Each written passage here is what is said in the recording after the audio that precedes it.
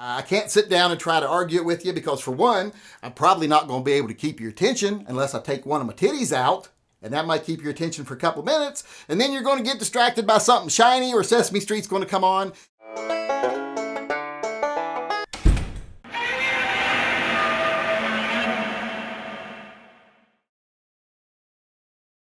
Hey everybody, Yankee here. You know, over the last couple of days we've been doing some videos that kind of revolve around the idea that revolvers are more reliable than semi-autos. But you know, there are some people that still contest this. They don't think revolvers are more reliable.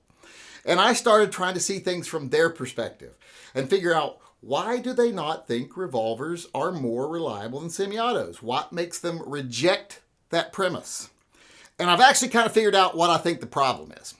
I think that people that legitimately think that semi-autos are as reliable or more reliable than revolvers are stupid. And I don't mean just a little stupid. I mean they are very, very world-class stupid.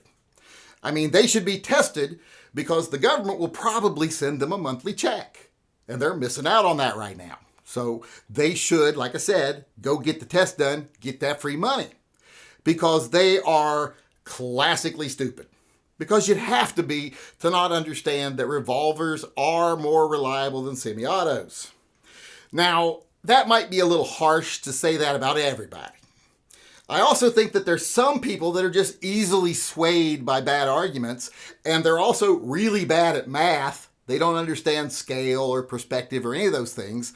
So when they hear something that is possibly true, but makes it look like semi-autos are more reliable, they might believe it because they can't actually figure stuff out in their head.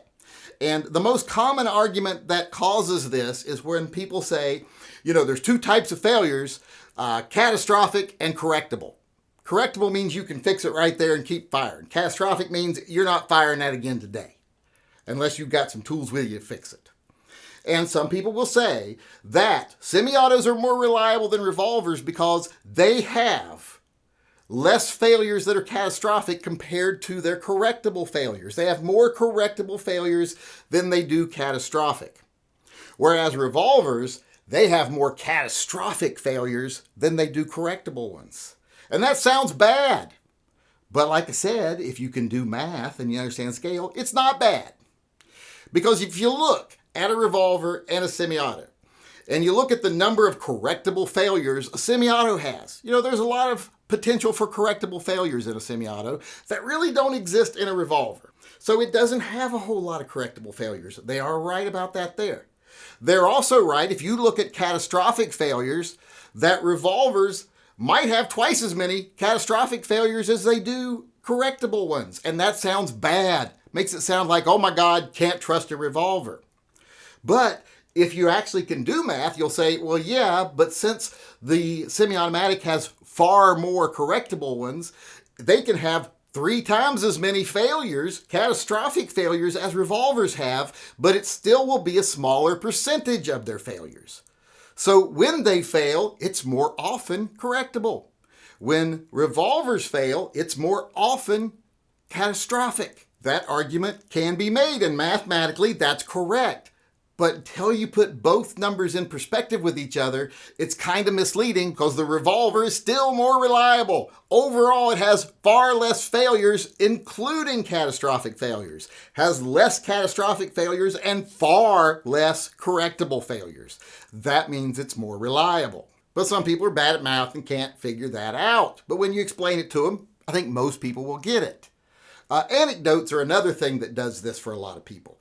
They'll convince themselves that revolvers are less reliable because I've had a bad revolver and I ain't never had a bad semi-auto, which is usually them deluding themselves, or else they just don't shoot a lot, because that's not the norm. So maybe they're just abnormal. But even then, you have to abandon all logic as soon as something bad happens to you with a revolver. Like, I've had a bad revolver. I bought a Taurus revolver once that with the second round, the barrel went down the range. And you know what? I've never had that happen with a Kel-Tec. So I could have easily just lost my mind and said, revolvers are less reliable than Kel-Tecs because I have personally had this one experience and I've never had it with a Kel-Tec. That's an anecdote. And that's taking a little sliver of information out of a whole pile of information and trying to pretend it's a representative of the norm. A lot of people fall for that stuff. A lot of people even convince themselves with that stuff. That would be like me. Like I said, if I had decided, well, you can't trust revolvers, the barrels all fall off, simply because I had that one experience. I didn't do that. I didn't go all stupid. I just realized, well, this is a fluke, and I moved on. Some people can't do that, and some people, when they see other people tell stuff like that, when they tell anecdotes, they think that means something. So those people are also probably stupid, not just bad at math, because they also don't understand scale and perspective, but they really didn't have to do much math here. They just had to have some common sense.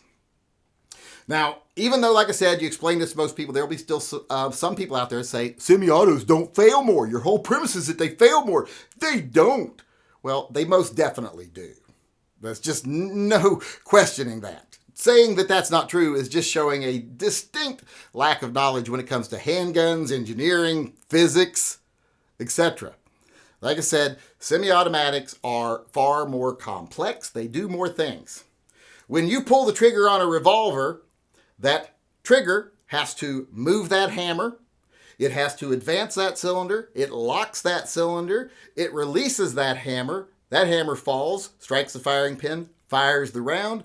The trigger resets because it's spring-loaded to stay reset, and you start to cycle over again. On a semi-automatic, you pull that trigger. You move a trigger bar. That usually releases a sear. That allows the firing pin to move forward under spring pressure, strike the round, fire the gun. That's very similar right there, that process. But with the semi-auto, it's still got a lot more work to do. The slide has to move back at a proper speed that it can do the things it needs to do in the time it needs to do them. And what it needs to do is it needs to take an extractor, and that needs to pull the spent casing out of the chamber.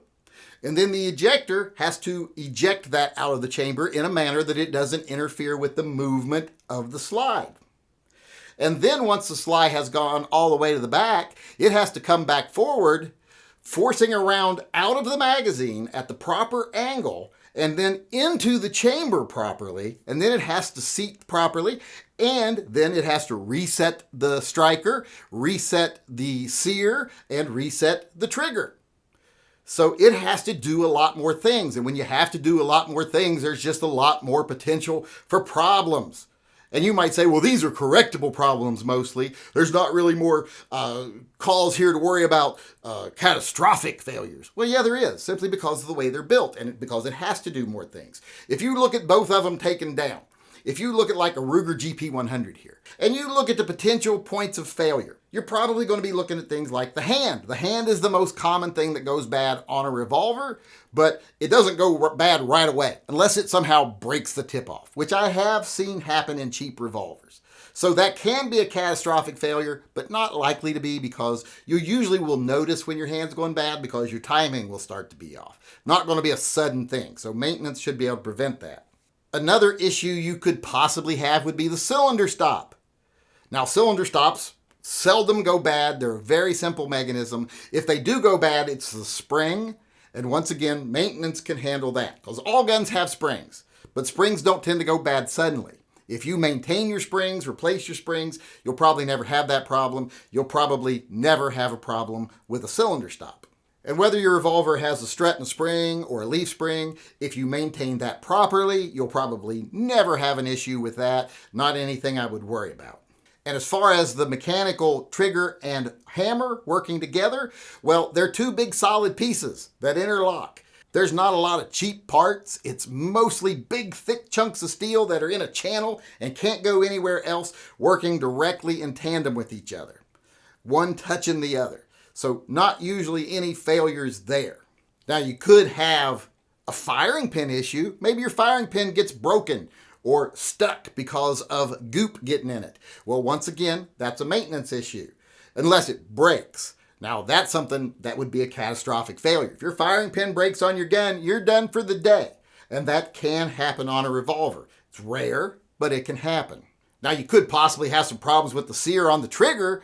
That would be really rare. Unless you've taken your gun apart and put it back together wrong, which I've seen that before, you're not going to have a problem with any of these mechanisms because, like I said, solid pieces of metal interacting with each other, no real weak points. Now let's look at a semi-auto taken down, and let's look at a Glock, the most simple semi-auto pretty much you can get. And let's look at the points of possible failure here. First off, let's look at the trigger. There's problems there because there's two bodies here, the trigger and then, the bar. And those things are connected to each other. And whenever you have metal and plastic connected to each other, things can break. So that's a weak point that can be an issue. I've seen triggers break, just snap, the gun's done. And anyone in here that shoots competition and they say that they've never seen that, well, then I would call them a liar, because anyone that shoots competition has seen a trigger break or seen someone have to replace a broken trigger. So it can happen. Now, will it happen to you? Probably not, but that would be a catastrophic failure. Another failure can be the actual disconnector, which you can't see here. Those get bent, the gun goes kablooey, doesn't work right. Another point of failure here is the ejector. The ejector is that little pointy piece there, and that's what makes sure that the spent casing gets thrown clear from the gun so it doesn't interfere with the action. And sometimes these break, they bend, and that gun starts jamming, and that's a problem. Now, it's not a catastrophic problem, but it is a common correctable problem that you can start to have with semi-autos, and it can be sudden. And it could be a catastrophic failure if it's damaged bad enough that it's jamming every round. You're going to have to go fix that before your gun works properly. Another thing that can go wrong, and has gone wrong for a lot of us, is the extractor. Not the ejector, the extractor, the part that actually pulls the spent casing out of the chamber. Those can break suddenly. And if those break, your gun's done for the day, unless you've got another extractor with you, and you're going to have to repair it to get it to work again. And then you look at problems with like pins that can walk themselves out. The wrong pin walks itself out, your gun's done for the day. Now, if you monitor them, make sure they don't come out, that's pretty easy to do, but I've seen people lose pins at the range. They're like, what's wrong with my trigger? Why is my gun not working? And the pin is gone. So you got to be careful of things like that. It does happen. Like I said, we're not covering springs and stuff here because as long as you maintain your springs, even your recoil springs, etc., they should work fine. But we still have to look at things like the magazine catch. Way more than I've seen failures on revolvers, I've seen magazine catches on semi-autos go bad. I've seen them blow out completely and magazines drop to the ground. That happens and your magazine ain't staying in, your gun is done for the day. That's a catastrophic failure. And that brings us to probably the biggest reason semi-automatics fail, even Glocks, magazines. I had a Glock 29 that neither of the magazines they shipped it with would fire more than a round. I had to get new magazines before it would finally work because the ones they sent me just weren't good. And I sent them back to Glock and they sent me new magazines, but still, that was an issue. When your magazines aren't working properly, you can run into a lot of issues. You can end up with rounds that don't feed properly. They hook up, they cause the gun to jam. You can end up with double feeds. You can end up with all kinds of problems. That gun has to take that round out of that magazine and get it up at the proper angle and speed and get it properly seated in that chamber. And things can go wrong when you're doing that, especially if your magazine isn't perfect. And that one thing right there, the magazine and those failures to feed, failures to eject, etc., that's what makes semi-autos less reliable. They have to do more, so there's more chance of failure. Revolvers just aren't working as hard. They're not doing as much for you, so you don't see as many correctable failures. And as far as catastrophic failures, because they are more simple and they're usually more sturdy, more solid, there's less movement of parts, you see less catastrophic failures as well. There's less weak points. Doesn't mean either gun is unreliable. It just means that revolvers are more reliable. When you choose a revolver, there's some benefits. You get more power and you get more reliability. When you choose a semi-auto, you get more capacity and you get a faster shooting gun that you can reload quicker. There's all kinds of advantages, but reliability is not one of them. They're both reliable, but the revolver is always going to be more so. So if you can't get that in your head, at this point, there's not much I can do for you. I can't sit down and try to argue it with you because, for one, I'm probably not going to be able to keep your attention unless I take one of my titties out, and that might keep your attention for a couple minutes, and then you're going to get distracted by something shiny or Sesame Street's going to come on, and I'm going to lose you completely, so there's nothing more I can do to convince you people.